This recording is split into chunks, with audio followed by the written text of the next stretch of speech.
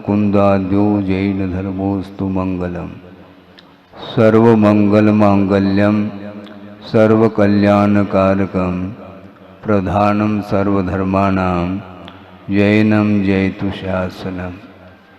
अहिंसा परमो धर्म की महावीर भगवान की प्रातः स्मरणीय परम पूजाचार्य गुरुवर श्री विद्यासागर जी मुनि महाराज की जय।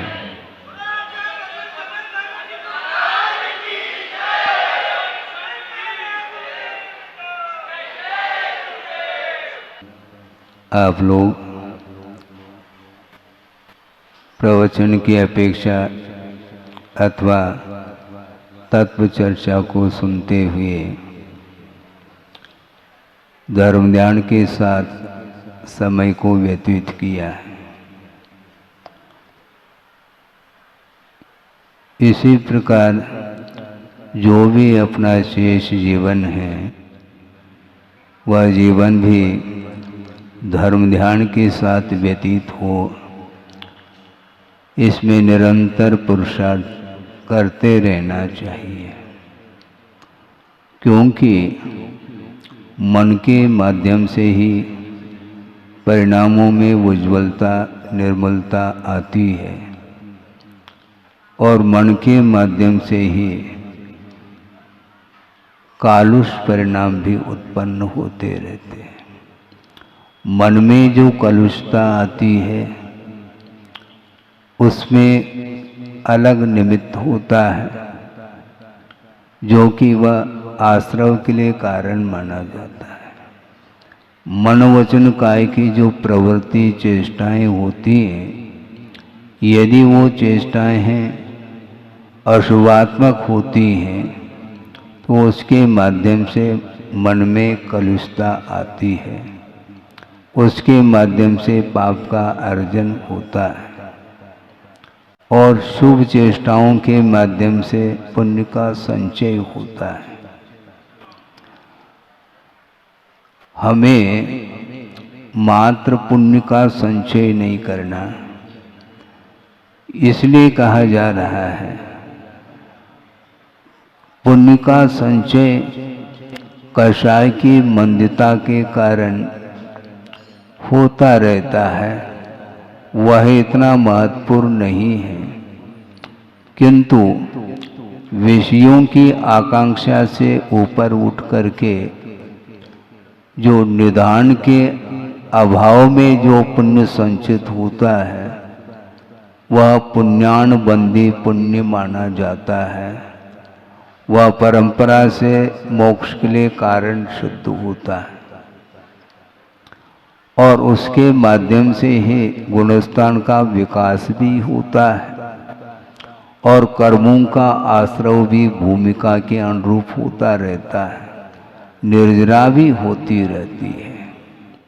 पाप कर्म की निर्जरा और पुण्य का संचय ये दोनों जो होते हैं वे विषयों की आकांक्षा से जब हम ऊपर उठ करके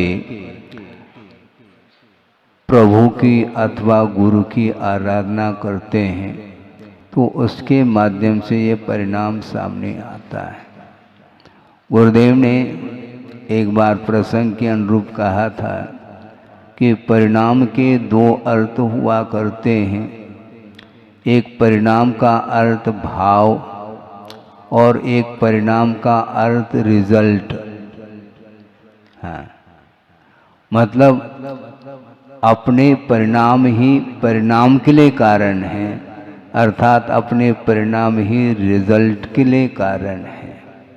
उन्होंने एक बात और कही थी, वो भी बहुत महत्वपूर्ण इसलिए है कि साधन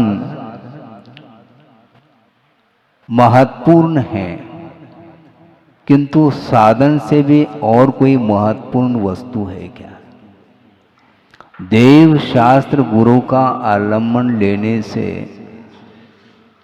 आत्मा की उन्नति होती है, उत्थान होता है, लेकिन देव गुरु शास्त्र का आलम्बन लेते हुए भी यदि उद्देश्य कर्मक्षय को लेकर के यदि है तो वो सारे साधन आपके लिए विकास के लिए सिद्ध होते हैं। उन्होंने ये कहा था, यद्यपि कारण के अनुरूप ही कार्य होता है, ये बिल्कुल क्लियर है, किंतु ये जो साधना की जाती है उसके पीछे जो अभिप्राय है वह साधन से भी महत्वपूर्ण है, ऐसा उन्होंने कहा था। किमर्थम, ये कार्य हम जो कर रहे हैं, धार्मिक जो क्रियाएं हम कर रहे हैं, उसके पीछे हमारा उद्देश्य क्या होना चाहिए।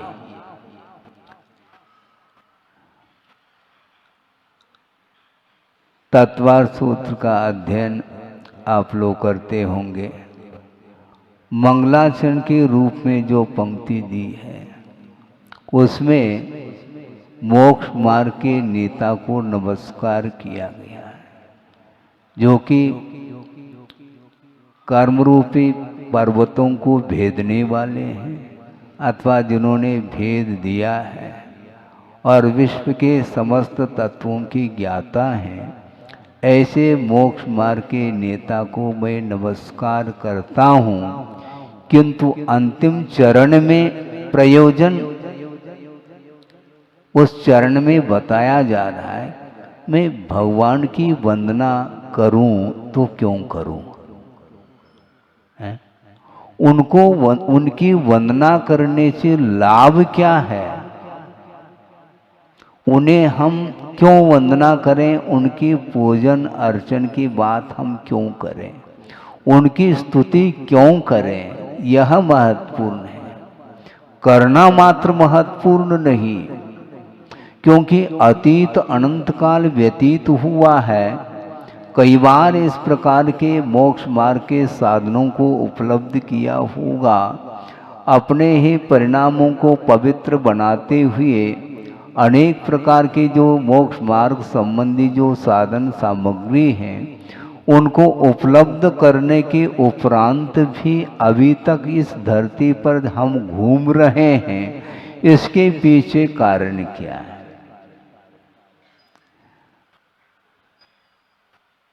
स्वर्गों में भी अकृत्रिम चैतालय होती है, वर्णन उसका भी आगम ग्रंथों में मिलता है। रत्नमयी प्रतिमाएं हैं वहाँ पर, वो तुंग जो जिनालय हैं वे भी कृत्रिम नहीं हैं। अकृत्रिम जिनालय में 500 धनुष की ऊंचाई जिसकी है, ऐसे रत्नमयी प्रतिमाओं का दर्शन भी संसारी प्राणी ने अतीत में न जाने कितने बार कर ली हो, उसके बाद भी परिणाम उसके पवित्र नहीं हो पा रहे हैं। यदि पवित्रतम परिणाम होते तो यहाँ पर संसार में पुनः परिभ्रमण उसका क्यों हो रहा है? ये महत्वपूर्ण है। किस उद्देश्य को लेकर के आराधना की है, इसको ध्यान में रखने की बात है। करना निषेध नहीं, देव गुरु शास्त्र की आराधना करने से कर्मों का संवर होता है, अर्थात आश्रव रुकता है, किंतु अभी तक रुका क्यों नहीं? बार बार गुणस्थान का विकास हो सकता है और पतन भी होता है। ये अप डाउन क्यों?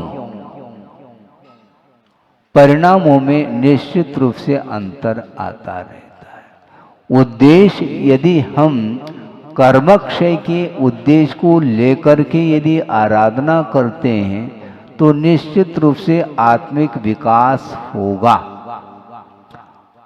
आत्मिक शांति मिलेगी। किंतु आत्मिक शांति के साथ जो व्यक्ति मानसिक और शारीरिक शांति को भी चाहता है, फिर वह आत्मिक शांति को प्राप्त नहीं कर पाएगा। मानसिक शांति भी अलग है, मानसिक सुख अलग है, शारीरिक सुख अलग है। देवों में या देवगति में चतुर्निकाय देव हैं और उनमें किसी भी प्रकार से शारीरिक दुख उत्पन्न नहीं होता है। वहाँ पर कोई रोग इत्यादि नहीं होते, वहाँ पर कवलाहार भी नहीं है, केवल मानसिक आहार वो भी प्रतिदिन नहीं है।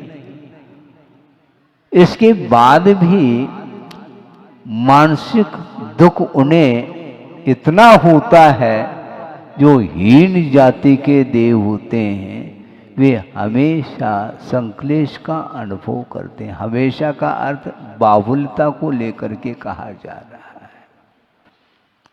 सौधर्म इंद्र है और सौधर्म इंद्र के अधीनस्थ कितने देव हैं, असंख्यात देव देवांगनाएं हैं।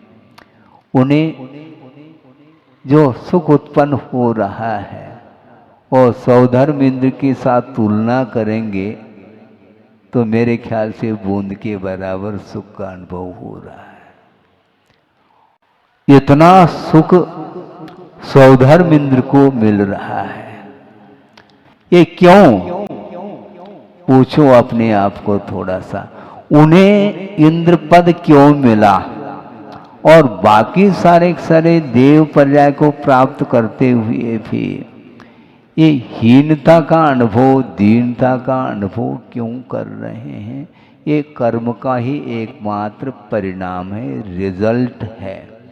अतीत में जो पेपर लिखा था वह रिजल्ट सामने आ रहा है। अवधिज्ञान आदि के माध्यम से भी ये बात स्पष्ट हो जाती है उन्हें कि देखो हमने भी साधना की है और इन्होंने भी साधना की है, किंतु इनकी साधना का और हमारी साधना का आपस में यदि तुलना करते हैं तो जमीन आसमान का अंतर रिजल्ट को लेकर के मिल रहा है। रत्नत्रय की आराधना जिन्होंने की है, मात्र कर्म क्षय के प्रयोजन को लेकर के जिन्होंने साधना की है, उसके माध्यम से 7 से पुण्य का अर्जन होता है। रत्नत्रय की निरंतर साधना और निर्दोष साधना करते हुए काफी समय व्यतीत किया। बीच में कर्म के उदय के कारण अनेक प्रकार के उपसर्ग भी सहन करने पड़े। परिचय और उपसर्ग ये दोनों गुरुदेव का कहना था कि मोक्ष मार्ग जो रास्ता है वह कहाँ से निकलता है? वो परिचय और उपसर्ग के बीच में से ही वह मोक्ष मार्ग निकलता है। क्या करना है? मोक्ष मार्ग पर चलना है महाराज, चलना है तो पहले ये सोच लो, उपसर्ग और परिचय सहन करना पड़ेगा। यदि करने की कैपेसिटी सामर्थ्य हो तो कदम उठाओ, नहीं हो तो जहाँ है वहीं पर रह करके जो साधना कर रहे हैं निरंतर उनकी आराधना करो। जो साधक हैं उनकी आराधना करने से भी भविष्य उज्जवल होता है। स्वयं साधना नहीं कर पा रहा है, किंतु जो साधक हैं उनकी प्रशंसा, उनकी स्तुति, उनकी वंदना, उनकी पूजा आदि के माध्यम से भी वह पुण्य का संचय करता है। तो इसलिए ये जो जितने भी धार्मिक क्रियाएं हैं उसके पीछे उद्देश्य रहता है, लक्ष्य रहता है, जिसको एम बोलते हैं। आप क्या लक्ष्य बनाया आपने? लक्ष्य के अनुरूप परिणाम निकलेगा। कुछ दिन पूर्व में ही यह दृष्टांत सुनाया था और पुनः सुना देता हूँ, क्योंकि बाहर की बहुत सारी जनता यहाँ पर एकत्रित हुई है, कि वह रावण है जो कि अर्धचक्री है वो। हाँ, उसके पास भी वैभव है, वैभव की कोई कमी नहीं है। सुना था हमने कि रावण के पास कितनी रानियां हैं? 18,000 सुन रहे हैं, हो सकता है। तो 18,000 रानी एक से एक सुंदर है, अप्सरा को मात कर रही होगी, इसके बाद भी आसक्ति बनी हुई है, विषयासक्ति, और उसकी दृष्टि किस ओर जा रही है?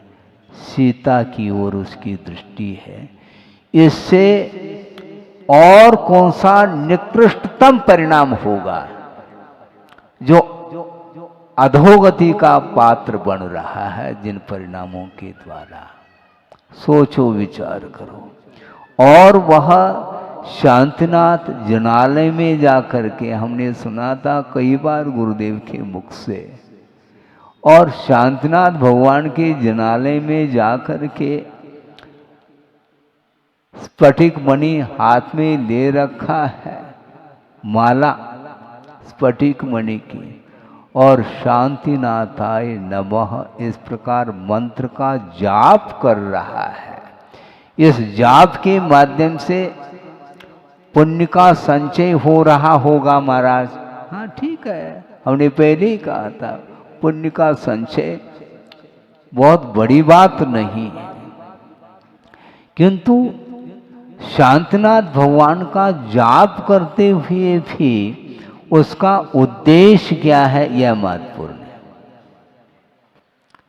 जाप क्यों कर रहे हो? क्या चाहते हो? जाप कर क्यों रहे हैं आप? भावों में पवित्रता होगी, आप कह सकते हैं, रिजल्ट सामने आने वाला, ये ध्यान रखो। शांतिनाथाय नमः इस प्रकार जाप करते हुए भी उसका इंटेंशन जो है वो क्या है? अब ध्यान से सुने कि बहुरूपिणी विद्या को सिद्ध करने के लिए वह जाप कर रहा है। और बहुरूपिणी विद्या को सिद्ध करके करना क्या है? सीता का लाभ हो, और सीता का लाभ आसानी से संभव नहीं, और उसमें राम बीच में खड़ा है, और राम को परास्त करने के लिए, हालांकि परास्त नहीं होगा, लेकिन बुद्धि काम नहीं करती, इसी को बोलते हैं अज्ञात भाव है, इसी को अज्ञात बोलते हैं। मदात प्रमादात व अनवबोध्य प्रवृत्ति अज्ञातम, ऐसा कहा।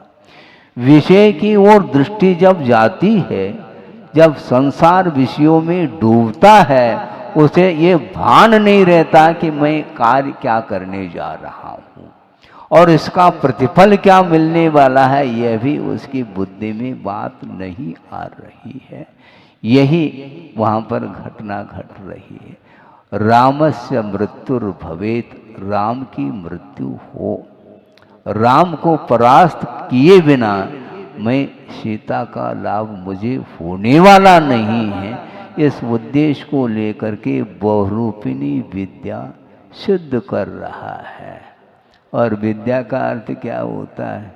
विद्या का अर्थ ज्ञान है, केवल ज्ञान भी है, लेकिन वो विद्या नहीं काम कर रही यहाँ पर। बहुरूपिणी विद्या, एक रूप नहीं अनेक रूप है उसमें। सोचो, विचार करो।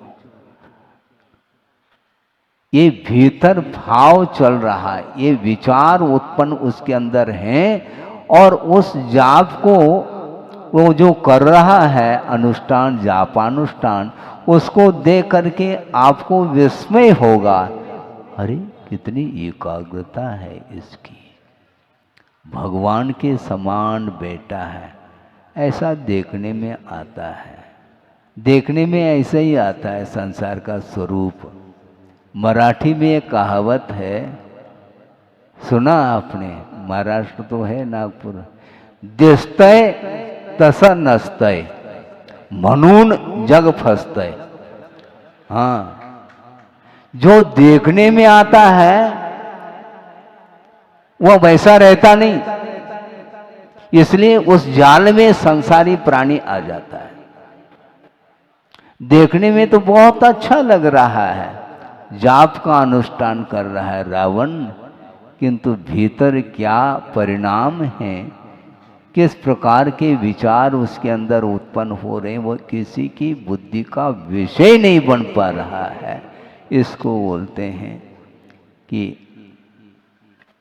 विषयासक्ति की पराकाष्ठा जिसको बोलते हैं, और उस समय हिताहित का बोध नहीं हो पाता, इसको अज्ञात भाव बोलते हैं। मुझे पता नहीं, इसका नाम अज्ञात नहीं, पता सब है। हाँ, मंत्र का जाप करना कैसा पता है उसको, जिसको कुछ भी पता नहीं तो लापता हो जाएगा वो, ऐसा थोड़ी। बुद्धि उसकी काम कर रही है, किंतु विपरीत दिशा की ओर उसकी बुद्धि काम कर रही है। सन्मार्ग की ओर दृष्टि होती तो इस प्रकार वह अहितकारी कार्य नहीं कर सकता, किंतु विनाश काले विपरीत बुद्धि ऐसा बोलते हैं, उसका विनाश ही होना है। इतना वैभव मिलने के उपरांत भी अभी भी शांति नहीं। ये सब क्या है? विषयजन्य जो सुख है वह कभी भी शांति को उत्पन्न नहीं कर सकता, क्योंकि वह विषयजन्य जो सुख है वह पाप के लिए कारण माना है। पाप बीजे ऐसा कहा, यह पाप का बीज है। पंचेंद्रिय के विषयों से उत्पन्न होने वाला जो सुख है वह भले क्षणिक सुख हो, किंतु परमार्थ दृष्टि से देखेंगे तो वह सुखाभास है, दुख रूप है। ये कहा है, ध्यान हो तो, लेकिन ध्यान जाता नहीं। इसीलिए ये तृष्णा जो है ये कभी शांत नहीं होती। ये आशा, ये अनंत आशा है। अनंतानंदी उदय के साथ जो आशा पलती है उसका कोई अंत नहीं है। ये भ्रांति है, ये मोह है। आत्मिक शांति को प्राप्त करना चाहो, ये विषय जन्य जो सुख है उसको ओम शांति साइड में रखो उसको, और आत्मिक शांति को प्राप्त करने के लिए निरंतर पंच परमेष्टि की आराधना करो। और किस उद्देश्य को लेकर के, मुझे और कुछ भी प्राप्त नहीं करना, केवल तद्गुण लब्धये अहम वंदे, ये भाव होना चाहिए। लेकिन ये भाव तो रहे और अधोगति का पात्र बन रहा है, इसलिए अपने परिणाम ही परिणाम के लिए कारण सिद्ध हो रहा है। दूसरा कोई कुछ नहीं कर सकता। इस जीव के पतन में बहिरंग कारण कुछ भी हो सकता है, लेकिन अंतरंग कारण हमेशा बलवान हुआ करता है। निमित्त बहुत सारे मिलते हैं, किंतु अंतरंग जो कर्म का उदय है वह महत्वपूर्ण है। कुछ दिन पहले भी कहा था कि जो नारकी है, नरक में पहुंचा है, वहाँ का वातावरण, वहाँ का क्षेत्र संबंधी जो दुख है वह नारकी को ही है। वहाँ पर असुर कुमार पहुंचा है, उसके लिए वहाँ क्षेत्रजन्य दुख उसे प्राप्त नहीं होगा। उसी परिसर में है, वो सामने है, खड़ा है, जहाँ पर नारकी है, उसी स्थान पर, उसी धरती पर पहुंचा है, लेकिन उसके लिए कोई दुख नहीं होगा, क्योंकि अंतरंग में देवगति नाम कर्म का उदय चल रहा है, देव आयु का उदय चल रहा है। इसलिए वहाँ का क्षेत्रीय वातावरण उसके लिए दुख के लिए कारण नहीं बन सकता। ऐसे स्पष्ट है, बाहरी जितने भी निमित्तभूत सामग्री हैं ये अलग विषय है, किंतु अंतरंग में यदि तीव्र पाप कर्म का उदय चल रहा है तो वह वातावरण उसी प्रकार का होगा। उसका तीव्र पुण्य कर्म का उदय जिसका चल रहा है, उसका घात किसी के द्वारा नहीं होगा। है अकाल मरण किसका होता है? देवों का होता है? नहीं हो सकता। चरम शरीरी उत्तम जो बोलते हैं उनका भी नहीं होगा। भोग भूमि जो मनुष्य आदिक है उनका भी अकाल मरण नहीं होगा, क्योंकि अकाल मरण के लिए सामग्री कहाँ पर उपलब्ध होगी? कर्म भूमि में। तो यहाँ पर आप बच नहीं पाओगे। सावधानी रखेंगे तो अकाल मरण से बचा जा सकता है, नहीं है तो वह अकाल मरण से मरण को प्राप्त होता है। अकाल में मौत किसके कारण? बहुत सारे निमित्त होते हैं, उन निमित्तों के माध्यम से अकाल मरण होता है। तो इसी प्रकार विषयाशक्ति के कारण भी संसारी प्राणी का यह परिभ्रमण रुक नहीं रहा है, क्योंकि संयोग तो दुख मनेक भेदम ऐसा कहा है।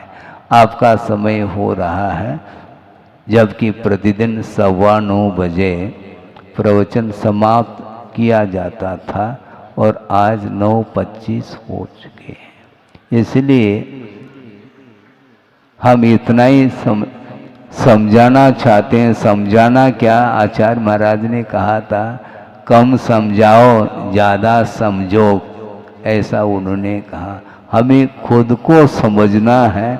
जो समझना चाहता है तो उसके लिए संकेत पर्याप्त है। आगम का कोई पार है ही नहीं। आगम में से कोई एकाध पंक्ति भी पढ़ लो जिसके माध्यम से आत्मा का बोध हो सकता है। आत्मा के बोध के लिए ही जिनवाणी का श्रवण भी किया जाता है। स्वाध्याय आदि हम लोग करते हैं, करते रहें, और उसके माध्यम से ही संसार का स्वरूप क्या और मोक्ष का क्या स्वरूप, पुण्य और पाप का क्या स्वरूप है, ये सारा परिज्ञान हमें आगम के माध्यम से मिलता है। और आगम का मान लो ज्ञान नहीं है, विशेष क्षोभम नहीं है, तो गुरुओं के माध्यम से जो संकेत मिले हैं उसको आत्मसात करते हुए यदि हम प्रभु की और गुरु की आराधना करते हैं तो निश्चित रूप से आत्मिक शांति प्राप्त हो सकती है। हो इस पवित्र भावना के साथ अहिंसा परमो धर्म की जय।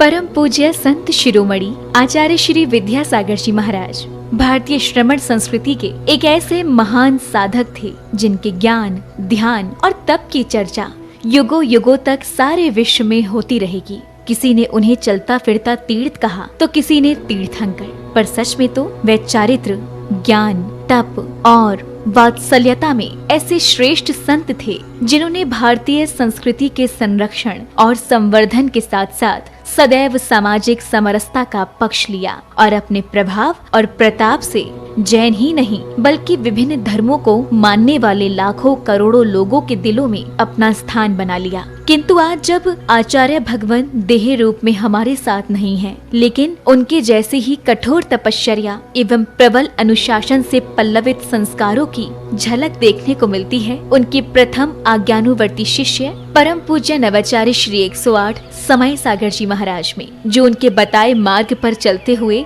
आज विश्व में धर्म की महती प्रभावना कर रहे हैं।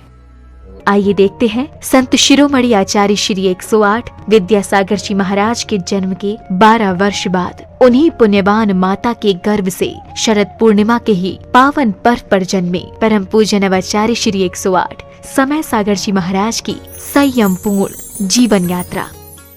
आचार विचार हो या व्यवहार, तपश्चरण हो या संस्कार या फिर हो व्यक्तित्व की बात, परम पूज्य नवाचार्य श्री 108 समय सागर जी महाराज प्रत्येक दृष्टि से साक्षात आचार्य भगवान की प्रतिलिपि कहे जा सकते हैं। और हो भी क्यों ना, आखिर जन्म देने वाले माता पिता तो एक ही हैं, और फिर इसे एक विचित्र संयोग कहें या फिर मलप्पा जी और श्रीमंती जी के पूर्व भवों का पुण्योदय, जो उन्हें 27 अक्टूबर सन 1958 को शरद पूर्णिमा के ही पावन पर्व पर पुनः एक बालक के माता पिता बनने का सौभाग्य प्राप्त हुआ।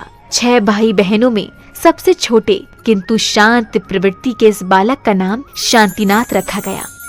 शांतिनाथ जैन बाल्यावस्था से ही पढ़ने लिखने में तो कुशाग्र थे ही, लेकिन जैसे जैसे समय बीतता गया वैसे वैसे उनकी रुचि धर्म और आध्यात्म में बढ़ने लगी, और इसी अभिरुचि के कारण ही मात्र 17 साल की उम्र में ही शांतिनाथ जा पहुँचे राजस्थान स्थित श्री महावीर जी में विराजमान आचार्य श्री विद्यासागर जी की शरण में, जहां 2 मई 1975 को आचार्य श्री ने शांतिनाथ जी की प्रार्थना स्वीकार कर उन्हें ब्रह्मचर्य व्रत दे दिया। ब्रह्मचर्य व्रत धारण करते ही ब्रह्मचारी शांतिनाथ जी दिन रात गुरु सेवा और धर्म ध्यान में तल्लीन हो गए। संयम व्रत को धारण कर तप और साधना के निर्मल पथ पर चल रहे ब्रह्मचारी शांतिनाथ ने केवल 5 वर्ष की अल्प अवधि में ही वैराग्य पथ के विभिन्न सोपानों को पार कर अपनी योग्यता से आचार्य भगवान को प्रभावित कर लिया, जिसका पारितोषिक मिला उन्हें मुनि दीक्षा के रूप में। 8 मार्च 1980 को मध्य प्रदेश के छतरपुर स्थित श्री दिगंबर जैन सिद्ध क्षेत्र द्रोणगिरी में आचार्य श्री विद्यासागर जी महाराज ने उन्हें मुनि दीक्षा प्रदान कर दिगंबर मुद्रा का पूर्ण साधक घोषित कर दिया और नाम दिया मुनि श्री समय सागर जी महाराज। मुनि दीक्षा के उपरांत मुनि श्री समय सागर जी महाराज ने कुछ वर्षों तक आचार्य श्री के संग में रहकर अध्ययन और अध्यापन किया। तत्पश्चात गुरु आज्ञा से पृथक संघ के नायक बनकर देश भर में विहार करते हुए धर्म प्रभावना करने लगे। अपने सानिध्य में कई पंच कल्याणक एवं विधान आदि धार्मिक अनुष्ठान संपन्न कराने के साथ ही उन्होंने अपनी लेखनी से कन्नड़, हिंदी, संस्कृत और मराठी भाषाओं में कई शास्त्रों की रचनाएं भी की। सन 2018 में ललितपुर में हुए पंच कल्याणक के दौरान आचार्य कुंद के नियमसार में वर्णित निर्यापक श्रवण की व्यवस्था का उल्लेख करते हुए आचार्य विद्यासागर जी महाराज ने मुनिश्री समय सागर जी महाराज को निर्यापक पद की उपाधि प्रदान कर संघ में नवदीक्षित मुनिराजों के निर्वाह का उत्तरदायित्व सौंप दिया। आचार्य कुंद देव ने यह बात बहुत स्पष्ट लिखी है, वह बात आप लोगों को समझ में आना चाहिए। जो दीक्षित करते हैं वे आचार्य कहलाते हैं, और इसके उपरांत जो नव में नए दीक्षित होते हैं उनके निर्वाह करने के लिए निर्यापक, हाँ आचार्य तो नहीं लिखा लेकिन निर्यापक श्रमण का वह रूप दिया है उन्होंने। ये निर्यापक का अर्थ यह है जैसे आचार्य महाराज कहते हैं उसके अनुसार जिनको ये दिया जाता है। ये लोग बहुत विलम्ब कर रहे थे, तो हमें भी ज़्यादा आग्रह करना अच्छा नहीं समझ में आया कि समय पर सब हो जाएगा। वह ललितपुर में योग था और आज आप लोगों के सामने हुआ है कि ये जितने भी नए श्रमण बने हैं ये इनके लिए प्रशिक्षण देने का श्रेय जाता है समय सागर निर्यापक को। कौन चाहता है जिम्मेदारी लेना, लेकिन वे लेना तो पड़ेगा। तो समय सागर जी को बहुत आग्रह करना पड़ा। 40 साल होने के उपरांत हाउ कहा है।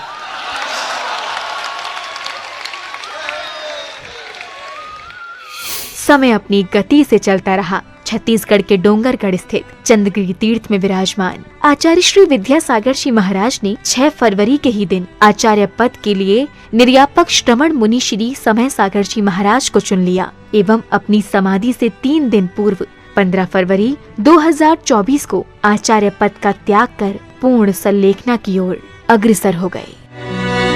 आचार्य भगवान की आज्ञा अनुसार निर्यापक श्रमण मुनि श्री समय सागर जी महाराज ने 16 अप्रैल 2024 को दमोह के कुंडलपुर में समस्त आचार्य संघ एवं देश भर के जैन समाज की उपस्थिति में पूज्य गुरुदेव के उत्तरदायित्वों के निर्वहन के लिए आचार्य पद स्वीकार कर लिया। पूज्य नवाचार्य समय सागर जी महाराज की।